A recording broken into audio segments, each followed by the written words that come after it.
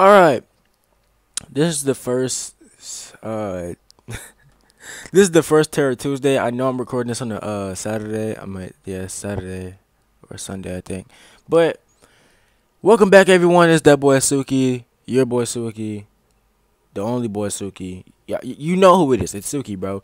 We're reacting to a clap clap. It's called Clap Clap, a short horror film. I'm scared. Also, later I have the live stream for 24 hours, so be ready for that. But without further ado, let's get into it.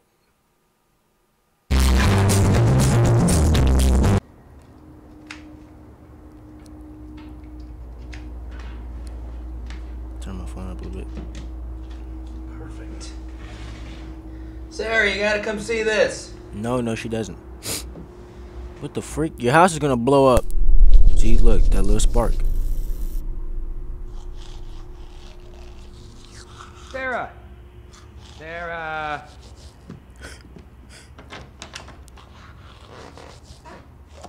Come check this out! Come on. It's gonna blow up. What?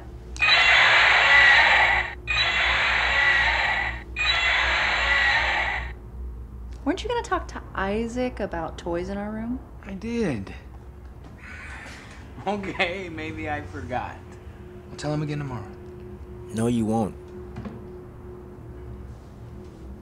He's lying. Would clapper.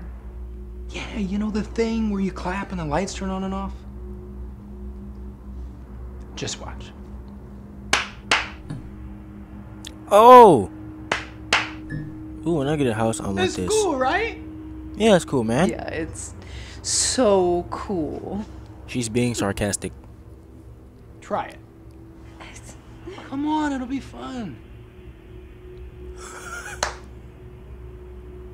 Yeah, do it twice. You have to clap twice.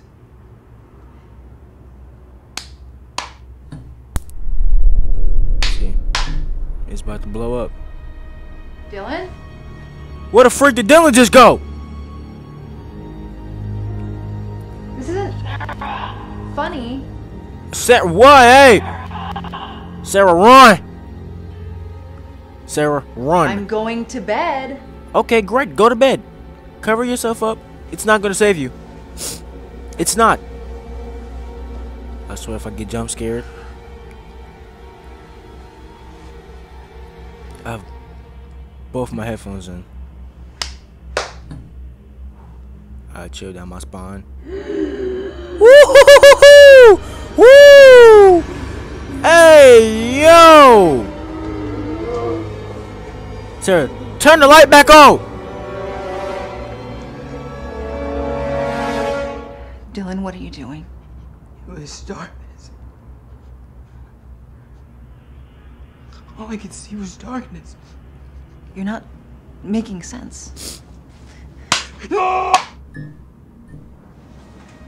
Dylan? Dylan? Dylan? I'm not sure what the freak just happened. Your boy's a little bit scared.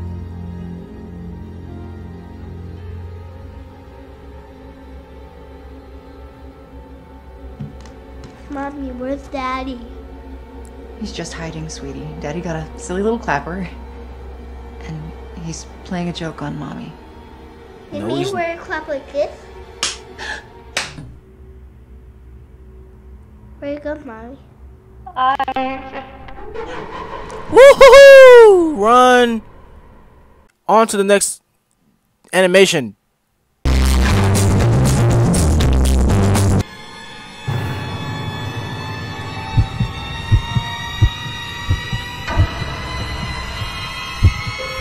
Kid snapped. When Snapchat was hitting a new wave of popularity back in 2017, I was just one of the guys who hopped on the trend at first, but I ended up using it a lot. It was the way that everyone seemed to be connecting with each other at the time. I was able to keep in touch with friends I didn't usually get to see. Sometimes I met new people on there, and I could find out what was going on around town on any particular night just by looking at the stories people posted, which was a great tool to have when you live in a small town like Carrollton, Georgia. But honestly, 90% of the times I opened the app was just to snap my girlfriend. We were both very busy with our lives, but wanted to stay as close as we could, so we would snap each other basically all the time. It did more than save the relationship though. I can all but say without a doubt that it saved a life. Years later,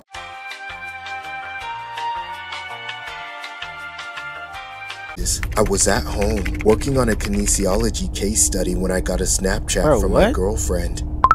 It was just a car selfie with no caption, but that was what most of our snaps back and forth were, just so we could see each other's faces, I guess. I took a quick selfie on my own and sent it back, then tried to go back to see what I was working on. But within about 30 seconds, I got another one from her. This time she was in a line to check out at the grocery store, taking a selfie over her shoulder at the people in line behind her. There still wasn't a caption, so I was a little confused as to why she showed me the random strangers that were just going shopping. So I sent back a confused selfie with the caption asking what she was saying.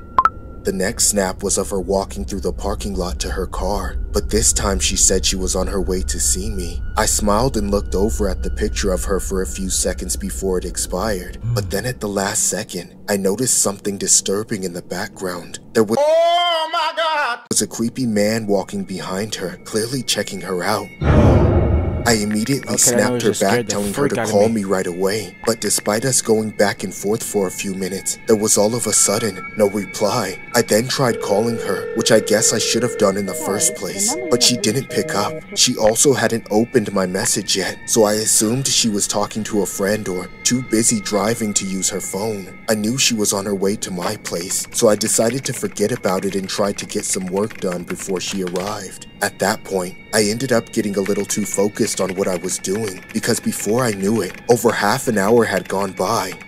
And then out of nowhere, I had finally gotten a notification from my girlfriend, except she hadn't really replied to me. It was her sharing her Snap Map location with me, but the odd thing about it was that she was nowhere near my house. She was almost in Atlanta, which was at least a 45-minute drive from Carrollton. I was very confused at this point, and I had a bad feeling about it, so I replied right away, urgently asking her why she was 50 miles away in Atlanta. There was a full minute of no reply in which my anxiety started to fester. She finally replied with a Snapchat.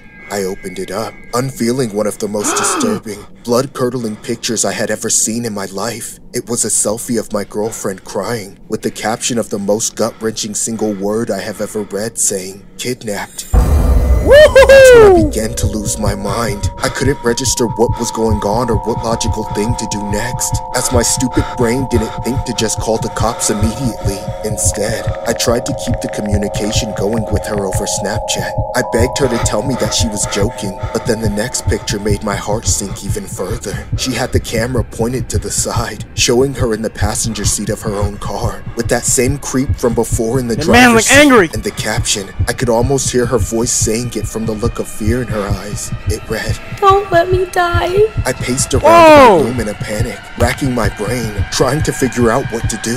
I said I was going to get help and told her to keep opening Snapchat whenever it was safe for her to do so. That way her location would keep updating. Then at last, I called the cops and told them exactly what was happening. They took it seriously, notifying all the Atlanta police departments about the kidnapping in progress. And within a few minutes, there were cops from Carrollton at my door to coordinate my information about her location with the officers that were in the right area to find her. The police ended up tracking them down to an empty parking lot behind an abandoned church in the greater Atlanta area. My girlfriend says that the way the cops swarmed in on them all at once was both awe-inspiring, but almost as scary as getting kidnapped to begin with. The man who kidnapped kidnapped her was taken into custody, and thankfully denied bail until he was eventually convicted and thrown in prison to rot for a couple decades. Yes, sir. Unfortunately, that hasn't been enough to help my girlfriend from being traumatized about it ever since, and I don't blame her one bit. I've never stopped beating myself up for not going about it better either. I always think of ways in which I could have maybe stopped it from happening in the first place, or at the very least how I could have lessened the amount of time she had to be trapped with that psycho. Of course, we are both very glad that the Snap Map feature exists. If it weren't for that easily accessible way to see and send the phone's GPS location, things probably would have become the worst case scenario. This story was inspired by a case that happened on September 4th. Alright. What did we learn from that video? Watch your freaking back. And of course I'm gonna say it again. Watch your freaking back, meat people. Please. Be safe. And most of the time, if you're in a relationship, share your location. But on to the next animation. We're gonna just not even say anything and get right into the third animation. Since my very youngest days, I was treated as a golden child. My mother heaped buttloads of affection onto me and bragged to her friends how great of a son I was. I fear my younger brother missed out because she had already spent all of the love she had on me, so to speak. I joke about this, but I am somewhat serious at the same time. Oh. His upbringing lacked much of the praise and attention I was given. When I began playing in organized sports, the rest of the world joined in. Soccer came first. It all came so naturally, and before long, bro, I was where the this top-scoring man member gear of at, the bro? team. And why he walking on the Once I field discovered football, with socks on? everything else went by the wayside. That's not even shoes, the Posters socks. of Brady and Bledsoe covered my walls. My large, strong hands allowed me to grip and throw the ball with the Yes, power sir. and precision not many twice my age had. All 3 How years old of are middle you? school, I remained the starting quarterback. I did so well that by high school, I was playing on par with most seniors. Oh yes. My prowess in sports, My of boy. course, made me very popular in school. One of my teachers called me the big man on campus. I was never lacking No, the no, attention she and did approval not. of the staff and most of my fellow students. I didn't get a free ride, though. Without good grades, I wasn't qualified to play. Luckily Duh. for me, I had always been good at most subjects, except for perhaps math, in which I scored low Oh at yeah, I B's. feel you. I suck at math, I had decided man. by my second year which college I would attend. I knew if I continued on my current path, I'd be quarterbacking for a professional team right out of college. To encompass all I had achieved, I Bro, this man still quote a wearing them line I fat had once freaking read that socks. described a man as having the And world bro, in the are palm of those his hand. jeans That's probably the best way I could describe the that trajectory are I had cut put upon myself. into I was kneecap destined for shorts? success, and nothing was going to get in my way. I tell you all this in order to show just how far I was soon to fall, and Okay. exactly how much I was about to lose. I was a junior. I had already been named the starter on the varsity team. When not studying, I split my time between the weight room Bro, and is practice. this man wearing a It suit was just jacket? before the third game of the season when Hey, Rosalind look at this man. arrived. This man got boobs. I had my mind off somewhere Bro. else when she entered our class. I still remember it like it was yesterday. A few of my classmates were grumbling about something. Ew, and look it at caught your my neck. attention. I happened to look up just as she was passing near me, and her beauty was breathtaking. I can honestly say with confidence you've never seen her equal in Hollywood. The rich silkiness of her auburn hair, to the sensual fullness of her lips and her porcelain skin, not an inch of her image had a flaw. Who? I gave her my heart in that moment, and I knew nothing would equal her in my life. She took her seat at the back of the class. None of the shyness that usually existed in the newly arrived students showed in her actions. The room was hers completely now, and she knew it. My focus was on her for the remainder of the period. She had to have known. My gaze would have burned right through her had my eyes been lasers. This day marked the beginning of a long Don't let your downhill eyes slide, distract you, man. and I would give anything to experience don't every do second it! of that time again. Concentrating on anything else was impossible. Class Duh. after class, only Rosalind existed. Why? Practice was much the same. I wasn't on a football field. I was still in that class, soaking in every inch, every curve of her body. This man is weird. From then on, my only thoughts were about her.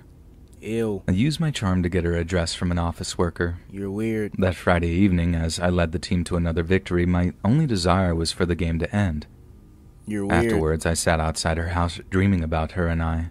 Man, what? Hand in hand This man is a whole bro. This man is a whole stalker. I resolved in that moment that I would own her body and soul. Ew. Till the end of my life. Freaky man. My first action upon arriving at school that following Monday was to locate Rosalind and bare my heart to her. Don't do that. I did just that, but her reaction wasn't what I'd envisioned. She don't want you, I bro. spoke from my heart. Every word was true, but don't do it. Rather than collapse into my arms as I'd seen on TV so many times, she replied with 4 short words. I don't think so. I will admit to being disappointed, but her response left me with a ray of hope. She hadn't been cruel or mocking after all. True. Perhaps she had been playing hard to get. I knew I had to pursue her as a hunter pursues his prey. Don't Maybe be I an would offender. even be required to make a large sacrifice to prove my love. After all, that's the way it works in the great Hollywood films and novels. She would realize she belonged with me. Hey, I know. I just needed to help her realize that. I searched. Hey, I know The Rock when he had his eyebrow up. That's what the freak she looked like. I'm gonna do a side-to-side picture to show y'all.